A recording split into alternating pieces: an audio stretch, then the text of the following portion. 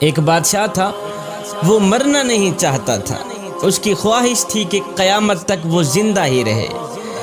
ایک حکیم صاحب نے اسے کہا، بادشاہ سلامت، فلاں ملک کی سرزمین سے ایسی ایسی جڑی بوٹیاں پیدا ہوتی ہیں جن میں آب حیات کی تاثیر ہوتی ہے، آپ اگر وہ جڑی بوٹیاں منگوا لیں تو ہم آپ کو وہ دوا بنا دیتے ہیں جس کے کھانے کے بعد آپ جب تک چاہیں گے زندہ رہیں گے۔ بادشاہ نے فوراً ہی اپنے وزراء میں سے 5 وزیروں کو دوسرے ملک میں بھیجنے کا حکم جاری کر دیا کہ جاؤ دوسرے ملک کے جو بڑے راجا ہیں ان کو میرا سلام دو اور کہو کہ مجھے فلاں فلاں بوٹی کی اشد ضرورت ہے، سنا ہے وہ بوٹی آپ کے ملک میں پائی جاتی ہے، لہٰذا مجھے ان بوٹیوں کی اشد ضرورت ہے، اس لیے کہ میں مرنا نہیں چاہتا۔ خیر 5 وزیر دوسرے ملک میں پہنچے، راجہ صاحب کو سلام دیا، پیغام سنایا۔ جیسے ہی راجہ صاحب نے سنا کہ بادشاہ مرنا نہیں چاہتا تو راجہ صاحب نے کہہ لگانی شروع کر دی، ہنسنا شروع کر دی۔ ہنسنے کے بعد راجہ صاحب نے فوراً ہی سپاہی بلوائے، ان سب کو گرفتار کرا دیا۔ ان 5 وزیروں کو گرفتار کرا دیا۔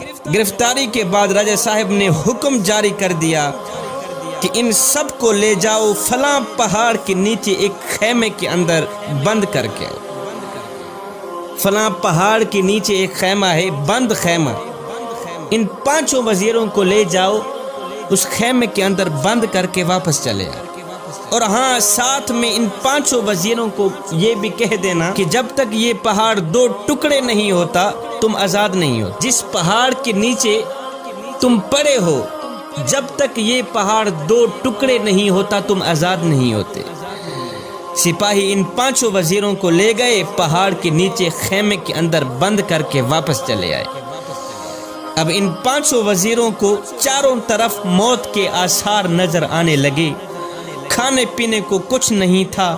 مشکل کی اس گھڑی میں اللہ کے سوا ان کا اور کوئی حامی و ناصر نہیں تھا۔ اب انہوں نے کیا کیا؟ زمین پر سجدہ ریز ہو گئے، رو رو کر گڑ گڑا کر دعائیں کرنے لگے کہ یا باری تعالیٰ ہم پہ رحم فرما، پہاڑ کے 2 ٹکڑے کر دے تاکہ ہم موت سے بچ جائیں، ہم آزاد ہو جائیں۔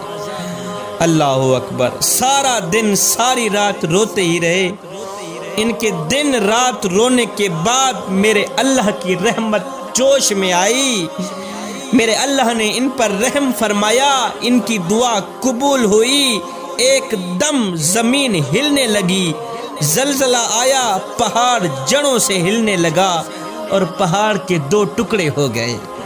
اللہ اکبر۔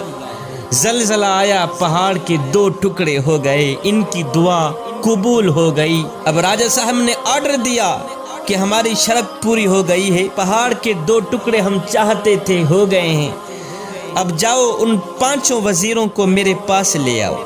سپاہی گئے، لے آئے۔ جب وہ سامنے آئے تو راجہ صاحب نے کہا، بھائی اب تم واپس اپنے ملک میں جاؤ، اپنے بادشاہ کو یہ سارا واقعہ سنانا، جو کچھ آپ لوگوں کے ساتھ ہوا ہے، یہ ساری کہانی اپنے بادشاہ کے آگے پیش کر دینا، آخر میں بادشاہ کو میرا ایک پیغام بھی سنا دینا۔ جی راجہ صاحب، کون سا پیغام ہے؟ راجہ صاحب نے کہا کہ اپنے بادشاہ کو کہنا کہ بادشاہ 5 لوگوں کی بد دعا جس طرح پہاڑ کو ریزہ ریزہ کر سکتی ہے، 5 لوگوں کی بد دعا جس طرح پہاڑ کو ریزہ ریزہ کر سکتی ہے، بالکل اسی طرح 5 کروڑ عوام کی بد دعائیں بھی بادشاہ کی زندگی مٹی میں ملا سکتی۔ 5 لوگوں کی بد دعا جس طرح پہاڑ کو ریزہ ریزہ کر سکتی ہے، بالکل اسی طرح 5 کروڑ عوام کی بد دعائیں بھی بادشاہ کی زندگی اور اقتدار مٹی میں ملا سکتی ہے۔ اپنے بادشاہ کو کہنا کہ بادشاہ، اگر تم اپنی لمبی زندگی اور لمبا اقتدار چاہتے ہو تو ہر گھڑی ہر لمحے غریب عوام کی بد دعائیں سے بچنا، غریب عوام کی بد دعا سے بچنا۔ جب تم غریب عوام کی بد دعا سے بچ گئے پھر تمہیں کسی بوٹی دوا کی ضرورت نہیں رہے گی، قیامت تک تیرا ہی چرچا ہوتا رہے گا۔